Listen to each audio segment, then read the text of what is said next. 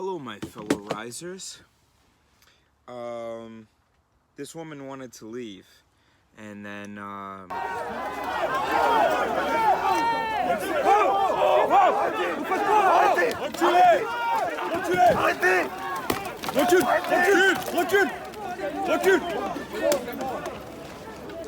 and then they sprayed, and so I did not see this as I was turning, and everybody's running, and I'm going, what's going on? So I look back at the police. I look back at the crowd. They're even farther away. How are they moving so quickly? And why? And why are my eyes burning? Those are some of the things I was wondering.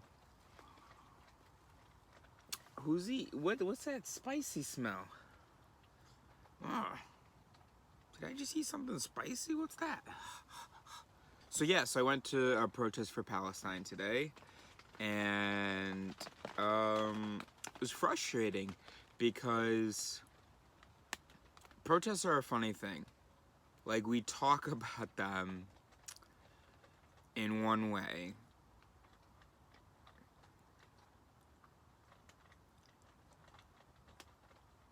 I'm not sure that change happens with peaceful protests, right? Peaceful protests, hashtags, and petitions are great because they spread awareness. And the idea of awareness, though, is not to affect change, it's to get people angry. So then when people get angry, that's when pressure is exerted. And that's when change happens. Is that wrong? And if so, sort of what's wrong with it? I'm assuming what's wrong about that is that there are other ways to get change affected besides that kind of pressure. Those ways don't come to mind. It's also, even like if you're a little goody two-shoes and you work your way inside, once you're in there, you're gonna be cutting so many deals. You're not gonna be doing anything. Financial incentives, I guess, is the other way. But even the people who are gonna pay fines from today's protest, I don't think that's gonna convince anyone. So yeah, so it was a good time. But apparently what the police were doing was illegal, because they had boxed us in, right? And they weren't letting anyone leave. And then sort of discreetly they started sort of letting people leave, but they would get IDs from those people, look through their bags, and give them a fine. I made a friend out there, and because his friend had wanted to leave, so he was making his way to the exit. And he told me that he just put a fake address in the office, and he didn't sign anything, and the officer said, you don't actually have to pay this. But that was so crazy to me. The idea that, like, walking through the street saying, here's the thing that I care about, here's the thing that needs to change, that it's allowed to get that kind of reaction. That the police can limit your movements, can stop you can't leave, you're stuck there for hours. That they're allowed to do that because you were walking through the street shouting, Palestine, viva! Palestine, viva!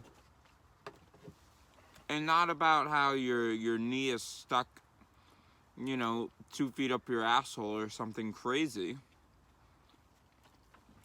You're shouting about a major world injustice. That's pretty crazy to me. And then that you can fine people. I mean, the idea that you can prohibit it at all. And then also, that's crazy. Well, that is crazy. We kind of are brainwashed into thinking that, I mean, the whole idea of a peaceful protest, it's crazy. It's all crazy. Anyway, more crazy stuff. Somebody said to me, I was talking to one of the guys that I was with. He said, there were 2 white people that were boxing each other right next to the cops. And when I was standing close to the cops, there was something that I felt like I was seeing in their eyes, which was not an eagerness to fight, but a readiness, of course, right? And so, you know, the slightest thing, or maybe not the slightest, but something can get a quick, stern reaction. And so I was wondering, and I really don't know, because this boxing does look very harmless. But if two Arab men were doing that right in front of them like that, I wonder whether that might trigger a different reaction from the cops. And it might not be like, I mean, he's not going to pull out his gun and shoot him in the head, but that, you know, that he says, "Hey, guys, stop it." And then they go, What? And he goes, "Stop." And then, you know, somebody turns, swings their arm a little bit, and then, you know, before you know it. So I asked this kid that I was talking to, I was like, yeah, I wonder whether it would be just two people calmly boxing in front of the riot police if they were colored. And he said, No, the police have no interest in making this turn violent. And I'm like, yeah, of course. I mean, that's not what we're talking about, though. I'm talking about a reaction. He said, No, because right now they want to. And he keeps talking about intention and all this stuff. You're talking about all these conscious things, strategy and all this stuff. I'm talking about unconscious stuff. And he says, I mean, I don't really give a shit what happens in the subconscious of a police officer. I said, that's how people die.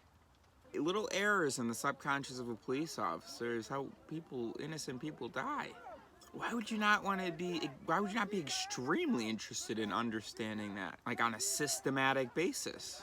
Systematic errors that many police officers are making that are leading to unnecessary deaths. Anyway, like, what do you mean you don't give a shit what's happening? He said, no, that's not why police kill people. Police kill people because they have the right to. And I'm like, wait. Or he said they can get away with it. And I'm like, wait, I'm thinking, so you think that it's all just like sadistic sociopaths on the police force and they kill because they can?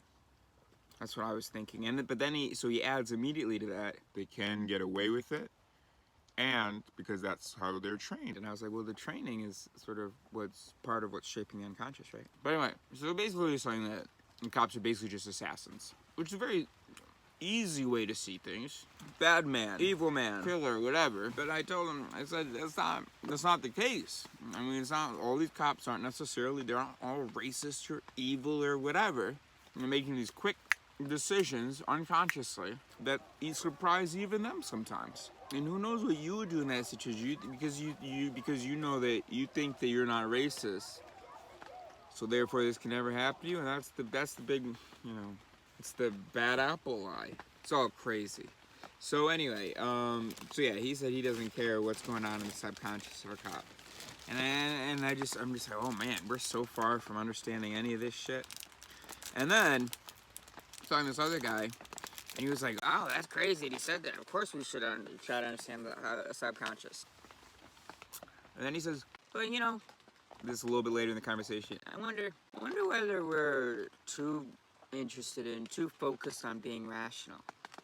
I said, do you think that rationality is a bad thing? He said, no, I'm just saying, like, instinct brought us this protest. If you're always trying to be rational, you're never gonna act. I don't know where that myth came from. I don't know what you think that what you think rationality is, but people have this vision of scientists and rational people as being people who are just like, oh, we need to collect more data. Like, we're not fucking machines. We're also, and I don't mean what you might think I mean. What I mean is that we don't have like a sole objective, which is like to have the best truth in every single decision. We have to follow that programming. No, we can also say, hey, I don't really need this information here. And by the way, machines obviously can be advanced enough to also determine when something needs thorough evaluation. Probably. Actually, I don't know. So most things don't need thorough evaluation. By the way, you're not even capable of thorough evaluation. I'm not capable of thorough evaluation. I could probably get as high as 5% evaluation of the available facts.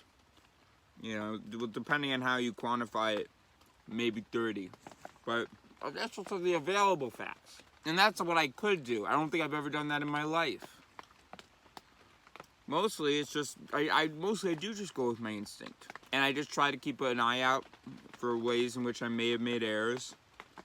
Also, my instinct is, I think, just pretty good. I make lots of errors, but also I just don't quite fall for as anybody would say that. So I don't know. Anyway, yeah. So it's really unfortunate what people think that.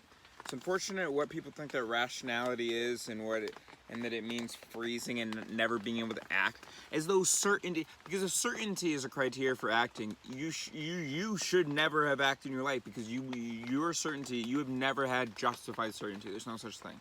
So at some point, you just lied to yourself, and you're like, Great, I know what's real. all I'm saying is just don't lie to yourself. You can still act, but you just don't need to lie to yourself.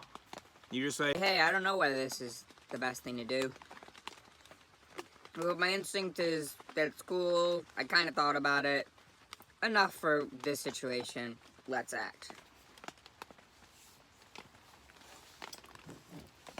I don't know, I haven't gotten everything figured out yet.